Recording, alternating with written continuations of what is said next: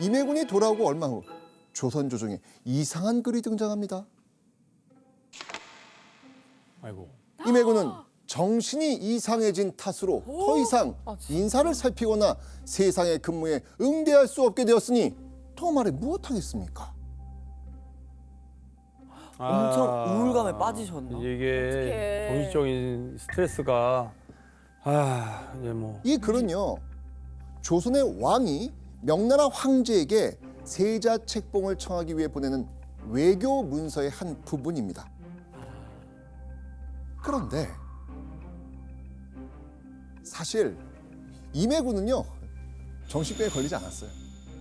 아 진짜? 이거 난 너무 아니 속상해. 이러면 이걸 알게 되면 근데 이렇게까지? 그러니까 정상인 사람을 비정상으로 만들었다는 것 자체가. 아니 그렇다면 조선의 관리는 대체 왜 없는 사실까지 지어내며 이런 글을 썼을까요? 광해군은요, 임진왜란이라는 비상사태에 힘입어 세자가 된 겁니다.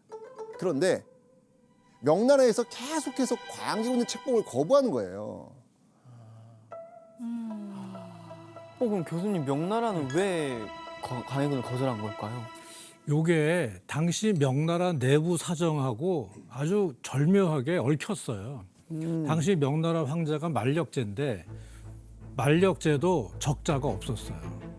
대신에 후궁이 낳은 아들들이 많았는데 만력제는 셋째 아들한테 마음이 깊게 가 있어요. 그런데 예부에 있는 명나라 관리들은 아니 장자가 멀쩡한데 왜 셋째를 태자로 삼으려고 하느냐. 고로던 타이밍에 조선에서 둘째 아들 광해군을 세자로 책봉해 주세요라고 하는 청원이 예부에 도착한 겁니다. 그러니까 예부의 관리 입장에서 볼 때는 이거를 덥석 승인을 해주면 황제하고 자기들이 줄다리기 할 때 자기네가 더 이상 버틸 명분을 상실해 버리는 거거든요. 그래서 무려 5차례나 거절을 한 거죠. 5차례나? 네, 다 합치면.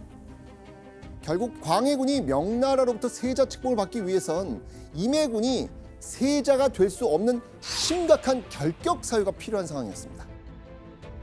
결국 관리는 광해군의 세자 책봉을 위해 임해군을 깎아내리는 글을 쓴 거예요. 그런데 사실 임해군의 상태가 이렇게 이상하다는 이 글은 명나라로 전해지지는 못해요. 왜 그랬을까요? 중간에 이민군이 어. 한 게 아니에요? 선조가 임해군을 너무 나쁘게 묘사했다. 다시 작성하라고 한 거예요. 갑자기? 왜요 그렇죠? 결국 신하들은 글을 수정했지만 이번에도 또 선조의 마음을 거스르고 맙니다. 그러니까 선조는 임해군에 대한 험담이 너무 노골적이다 라고 하면서 추상적인 표현으로 바꿀 것을 특별히 지시한 겁니다. 자, 그러면 여러분이 만약에 임해군이라면 어떤 생각이 들까요? 나에게도 기회가? 그치. 아니면 진짜 이거 날 또 이용해 먹으려고 하는 거 아니야? 이렇게 또 생각할 수도 있죠. 그러니까 이게 괜히 착각을 하게 만드는 행동이 아닐까. 그쵸. 예. 그러니까 임해군은 혹시 아버지가 나한테 세자가 될 기회를 주시려고 하는 거 아니야? 라고 설렜을 수도 있을 것 같아요. 자, 그렇다면 선조의 진짜 속내는 어땠을까요? 억지로 세운 세자 광해군이 임진왜란때 큰 공을 세우고 백성들의 영웅이 되니까 그러니까. 선조는 더욱 광해군을 못마땅하게 여긴 겁니다. 이런 일 있죠. 게다가 아끼던 인빈 김씨의 아들 신성군이 임진왜란 중 목숨을 잃었거든요. 흠 많은 아들 임해군을 선조가 자꾸 포장하는 이유는요, 바로 세자 광해군을 견제하려는 정치적 의도가 숨어 있었던 거예요. 너무 잘하니까. 너무하다. 이러면 또 강해군도 성격이 이상해지는 거예요. 진짜 선조. 그만 틀어줘 제발. 멀쩡한 사람을 왜 자꾸. 그렇게 임해군에게는 일만의 기회가, 광해군에게는 위기가 찾아오게 됩니다. 자, 임해군이 이렇게 선조의 정치적 카드로 활용되고 있었던 1602년 7월 갑자기 궁궐의 판도가 뒤바뀌는 일이 벌어집니다.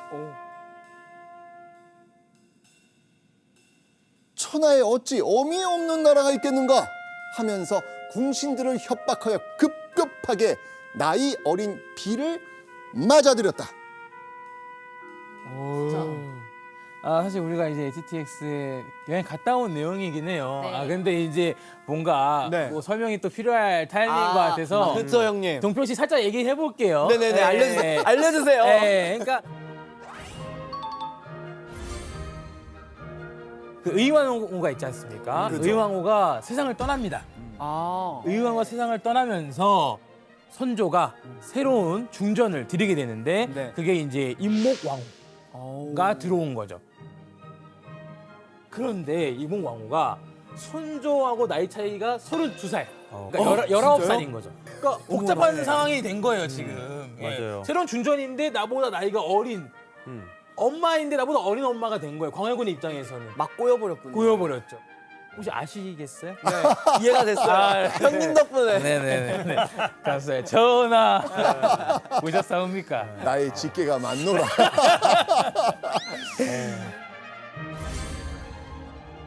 교수님, 그럼 새로운 중전이 들어온 게 임해군에게는 어떤 그런 영향이 끼치는 거예요?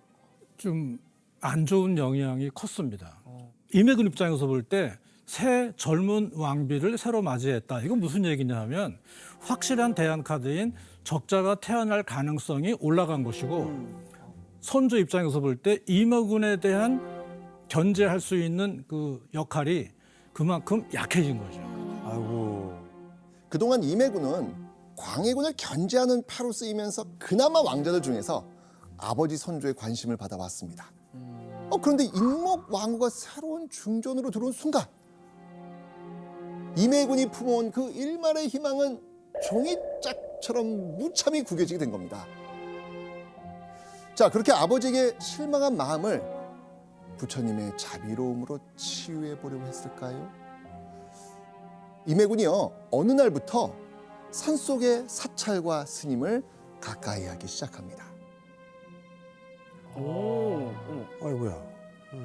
심지어 임해군은요, 가까운 사찰에 조상들의 명복을 기원하는 기도처, 즉 원당을 15곳이나 설치를 합니다.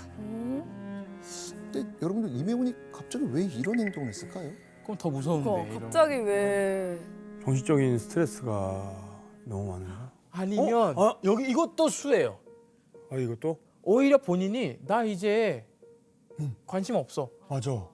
나 이제 떠났어. 이 판에서 나 이제 관심 없는 거를 그러니까 잠깐 이제 좀 죽어 있는 느낌? 오호. 이런 수가 맞을 수 있는 게 이렇게 안 하면 저희가 역사 여행에서 이상한 트집으로 유배를 막 보내고 막 역모로 엮어가지고 막 죽이기도 하잖아요.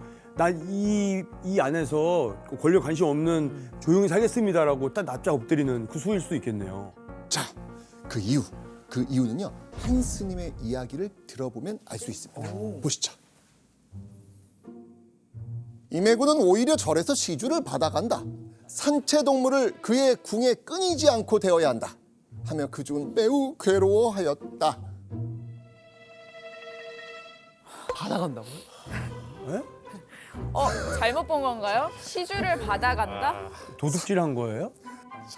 이 스님의 이야기가 무슨 뜻인지 아시겠어요? 그러니까 뜯어가는 거예요. 돈에서 돈을 받아간다는 거잖아요. 아버지 용돈 안 주시는구나. 왜 그러지? 아니 애진작에 그냥 긴장감도 없었던 거 아니에요, 이 정도면?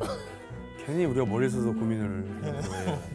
스님은 산에서 자라는 진귀한 동식물을 임해군의 그 궁에 끊임없이 바쳐야 한다면서 이 괴로움을 토로하고 있는 거예요.